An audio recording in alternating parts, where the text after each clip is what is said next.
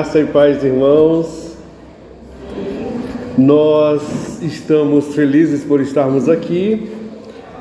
Esta será a segunda mensagem baseada em Colossenses 1, 24 ao 29. O objetivo de olhar para um texto como o de Colossenses é perceber que é possível encontrar alegria e propósito no sofrimento. Então, por favor, abra a sua Bíblia em Colossenses, capítulo 1, versículo 24 até o 29.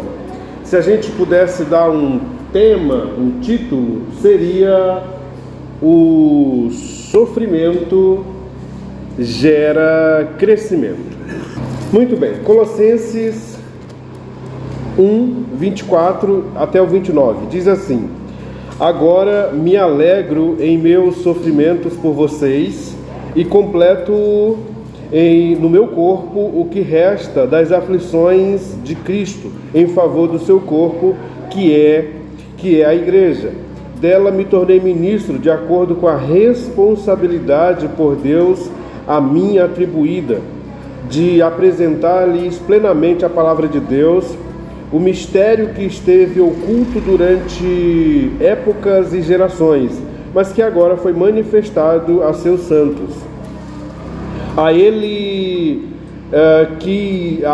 quis Deus dar a conhecer entre os gentios a gloriosa riqueza deste mistério, que é Cristo em vocês, a esperança da glória.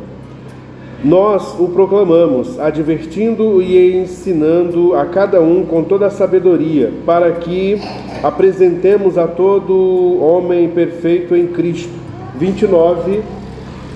Para isso eu me esforço lutando conforme a sua força, que atua poderosamente em mim. Teve um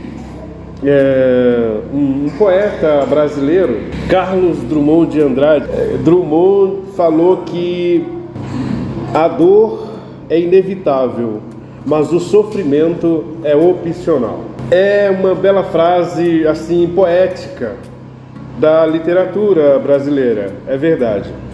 Mas quando a gente pensa em aplicá-la ao cristianismo, a gente encontra algumas dificuldades.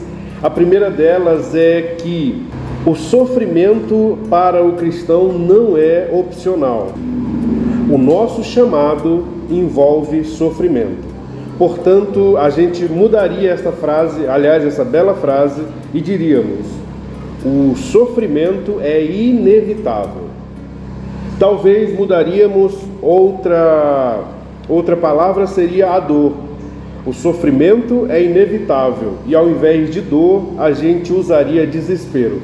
Como ficaria a frase do Drummond se a gente trouxesse para a luz do Evangelho, para a luz da Bíblia? Talvez ficaria assim: o sofrimento é inevitável, mas o desespero é opcional. E aí, vamos devagarzinho. O sofrimento para o discípulo é inevitável. Nós vamos experimentar, já experimentamos. Quais sofrimentos? Em diversas áreas, em diversas intensidades. Uma demissão pode causar um transtorno na vida de alguém, enquanto para outros uma crítica arrasa o seu dia, não é? Pois bem, se o sofrimento é inevitável e o desespero é opcional, mesmo diante de uma frase verdadeira, vamos pensar juntos. O desespero pode fazer parte da nossa vida. Deus é o Deus dos desesperados. Tá tudo bem a gente experimentar o desespero. Porém, o alvo da gente se reunir aqui para ouvir uma mensagem sobre sofrimento é exatamente evitar que o desespero tome conta da gente. Então, eu estou dizendo para você que é possível a gente experimentar desespero e nós não seremos menos crentes se experimentarmos desespero. Porém, se a gente olhar para o sofrimento e aprender, tirar lições, a gente pode enfrentá-lo com mais serenidade, longe do desespero. Você está entendendo isso? O sofrimento é inevitável. E a gente quer extrair lições do tema para que um dia, por alguma razão, em alguma área da nossa vida, a gente experimentar sofrimento, a gente tenha condições de sair de forma mais serena, porque o desespero impede que a gente olhe a situação dando-lhe o devido tamanho. O desespero faz a gente esquecer ou não ver, não perceber a proporção, o tamanho da crise. O desespero diminui a nossa capacidade de assertividade. Era para a gente orar, mas no desespero a gente agiu. Então a ideia é que Deus nos ajude a extrair lições para que a gente, em meio a um sofrimento, a gente tenha serenidade para fazer o que é certo. As pessoas que tiveram suas orações atendidas e que a fizeram debaixo de desespero, elas tomaram a decisão certa. Elas oraram ao invés de agir. Então, vamos lá? Já que nós temos esse pano de fundo, vamos lá. O sofrimento e a alegria são aspectos essenciais do cristianismo. A gente tem ratificado isso, tem dito vez após vez. O nosso chamado envolve alegria e sofrimento. E aí nós podemos nos alegrar no sofrimento, primeiro, porque ele nos aproxima de Cristo. Nós já vimos sobre isso. 2. Os nossos sofrimentos beneficiam a igreja. Já que estamos indo bem aqui, vamos pensar o seguinte. Em Atos 1:8, o texto diz que nós somos testemunhas, certo? Pois bem, nós fomos chamados por um rei que estava com uma cruz, fazendo a gente entender que o chamado que ele nos fez foi para a morte.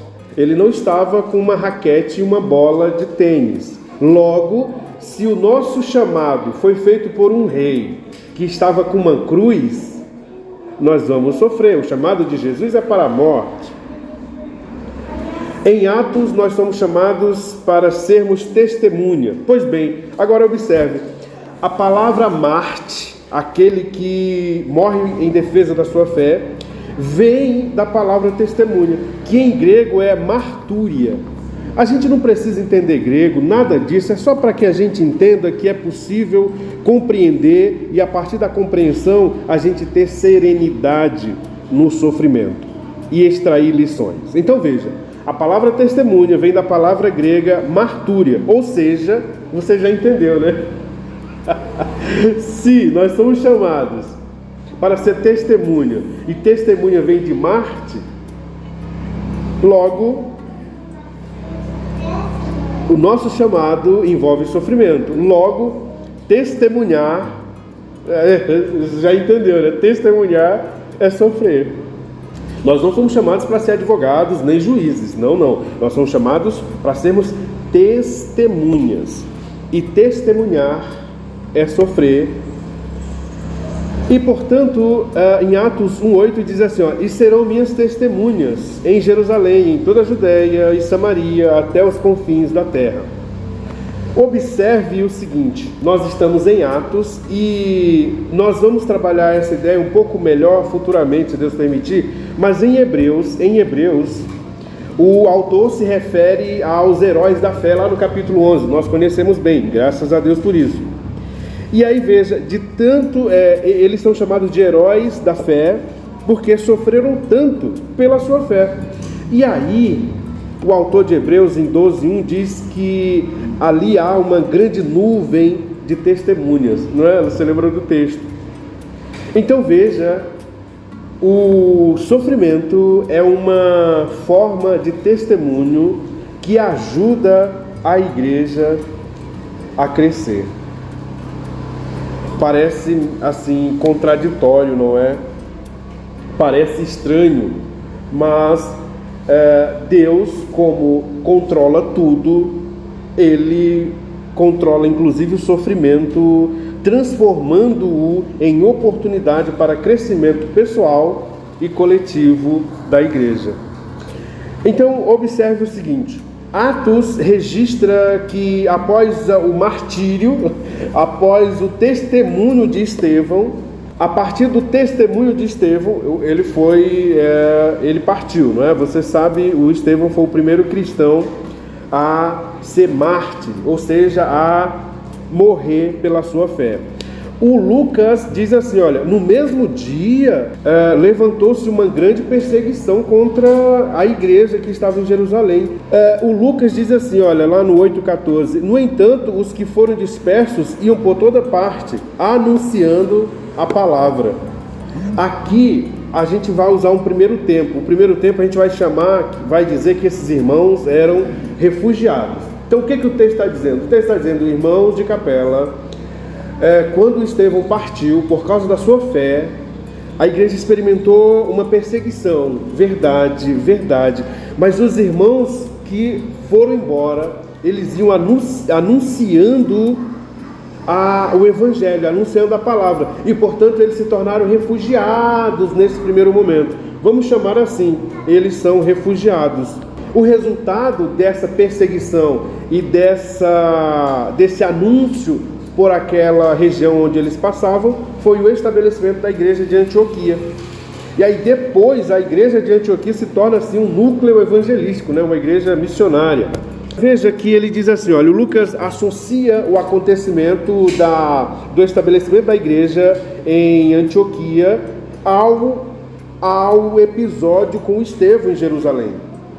Ou seja, a igreja de Antioquia é resultado de uma perseguição em virtude da morte de um irmão. Ele testemunhou, morreu.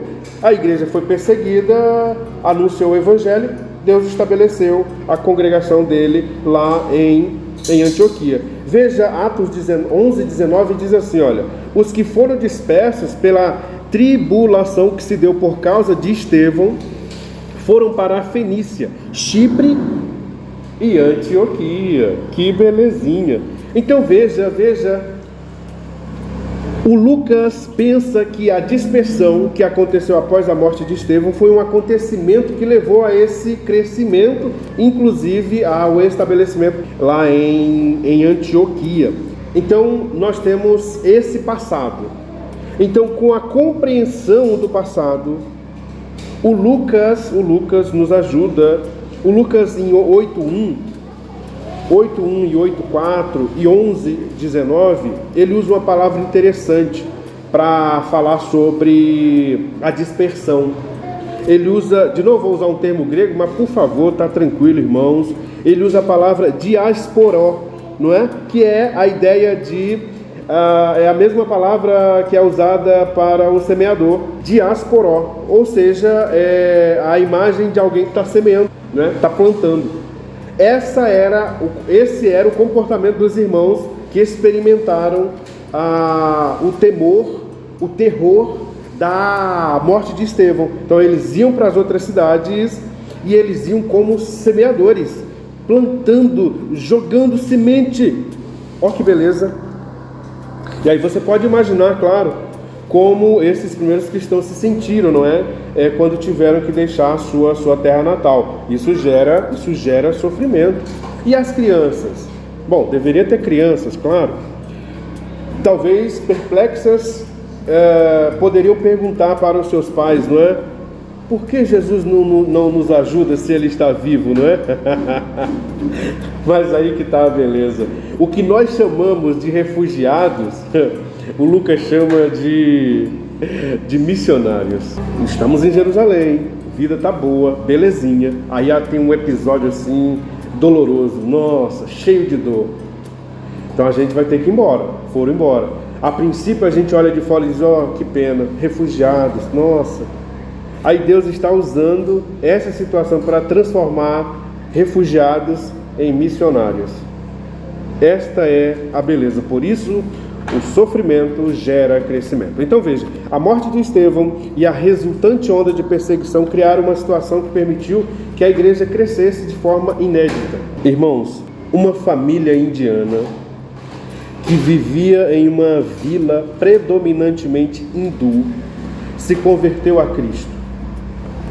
Os moradores da vila disseram aos membros daquela família que eles iriam ser punidos por terem abandonado os deuses locais. Pouco tempo depois de terem sido batizados, um dos filhos daquela família ficou doentinho. Aí os moradores disseram: então, esta é a vingança dos deuses contra vocês. Aí a família se dirigiu àquela igreja, pequena igreja, naquela localidade, e pediu aos irmãos que orassem pela cura da criança. E aí os irmãos disseram assim: olha, vamos orar por essa criança porque a honra do nome de Deus está em jogo. Porque veja, eles faziam parte de uma outra religião, agora se converteram ao cristianismo, e aí o pessoal desta religião anterior disseram para eles: olha, vocês vão ser punidos, hein? E aí o filho adoece, eles pedem oração e dizem: irmãos, vamos orar porque é o nome de Deus que está em jogo. Aí veja, o menino não melhorou não, após as orações, e partiu, aquele garotinho partiu. E então, naquela vila, eles tiveram o primeiro funeral cristão. Durante o funeral, a vitória dos cristãos sobre o medo da morte e a esperança na ressurreição foram proclamadas publicamente e claramente. Os demais moradores ficaram muito impressionados com isso, o que levou a uma abertura maior das pessoas em relação ao Evangelho. O resultado foi que, com a morte do menino, muitos se converteram. A gente não precisa experimentar perseguições, perder alguém querido, para entendermos que o nosso sofrimento nos aproxima de Deus e que a igreja se beneficia disso. Então parece estranho, a gente fica 7 dias tendo os nossos devocionais em casa, quem tem o privilégio se reúne durante a semana, e no domingo a gente vem ouvir sobre sofrimento. Mas o objetivo, acredite, é nos animar e nos fazer perceber que, primeiro, Deus está no controle. 2, tudo o que acontece contribui de fato, definitivamente, para o nosso bem. 3, estas lições devem nos fazer perceber e dar a devida proporção para aquilo que nos acontece. A gente precisa perceber o devido tamanho daquilo que nos acontece para que a gente possa ter condições de experimentar alegria, propósito e maturidade a partir dessas circunstâncias. A gente não tem perseguição, graças a Deus nossas famílias estão bem, não é assim? Deus tem nos poupado de tantas coisas. Então, por favor, irmãos, olhemos para aquilo que está acontecendo conosco, vamos dar o devido tamanho para que a gente tenha condições de viver uma vida com propósito, alegre, uma vida mais leve. Isso é possível, mesmo em meio ao sofrimento. Deus nos abençoe, nos guarde e nos ajude a dar a devida proporção, o devido tamanho para aquilo que nos acontece.